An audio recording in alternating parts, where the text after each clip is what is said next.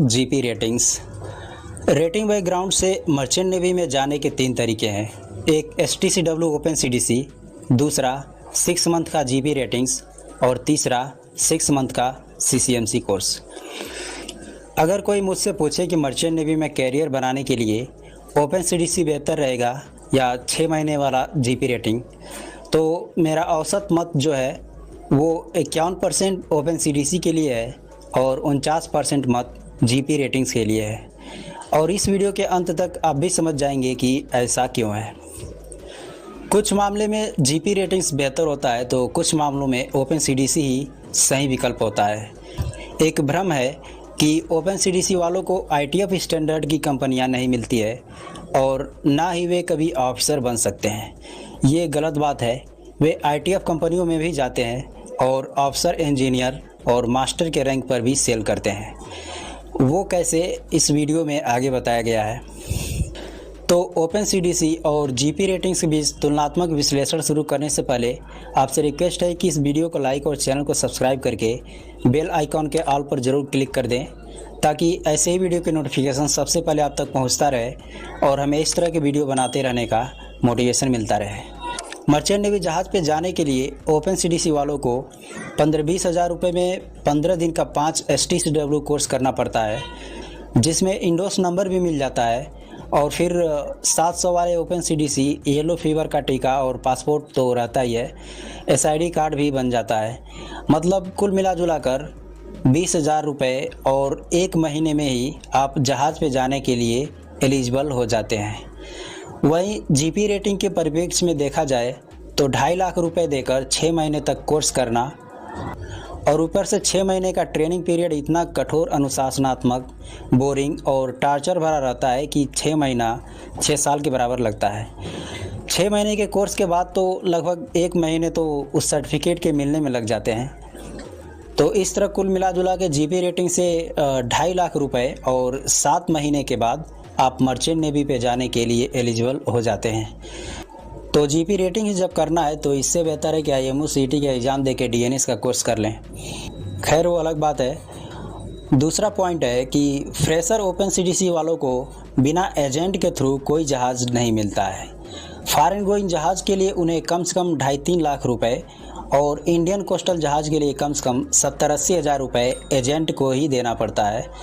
जहाज़ के प्रकार, GRT, जहाज़ का कंडीशन और सैलरी के हिसाब से सर्विस चार्ज इससे ज़्यादा भी हो सकता है और कम भी हो सकता है। दूसरी तरफ बिना स्पॉन्सरशिप के और नॉन रेपुटेड कॉलेज से pass out fresher GP ratings वालों को भी पहली बार जहाज़ पर जाने के लिए उसी हिसाब से सर्विस चार्ज देना पड़ता है, लेकिन उन्हें पहली बार में अच्छी सैलरी, अच्छे जहाज़ और ITF कंपनियां भी मिल सकती हैं। वही फ्रेशर ओपन CDC वालों को ना तो कोई अच्छी कंपनी मिलेगी और ना ही कोई अच्छा जहाज़, और इसके भी ज़्यादा चांस रहते हैं कि जीपी रेटिंग वालों को without service charge interview base पर और किसी के रेफरेंस पर किसी कंपनी में ज्वाइनिंग हो जाए, लेकिन ओपन CDC वालों को मर्चेंट नेवी में घुसने के लिए घूस देना ही पड़ता है। अगर आपने स्पॉन्सरशिप से जीपी रेटिंग किया है या किसी अच्छे कॉलेज से जैसे नूसी, ग्रेट ईस्टर्न, 7 आइलैंड इत्यादि, तो आपको बिना 1 रुपये सर्विस चार्ज के बड़े जहाज़ पर ज्वाइनिंग हो जाती है। वहीं फ्रेशर ओपन CDC वालों को विदाउट सर्विस चार्ज के जहाज़ पे जाना हो तो उनका कोई ब्लड रिलेशन वाला किसी बड़े पोस्ट पर हो और उसका रेफरेंस मिल जाए, या फिर उन्हें किसी कंपनी में लैंड जॉब का एक्सपीरियंस सर्टिफिकेट हो, जैसे वेल्डर, फिटर या कुकिंग, या फिर क्रूज पैसेंजर शिप पे जाना हो तो carpenter, videography, photography, retired army, security guard, beautician इत्यादि का एक्सपीरियंस।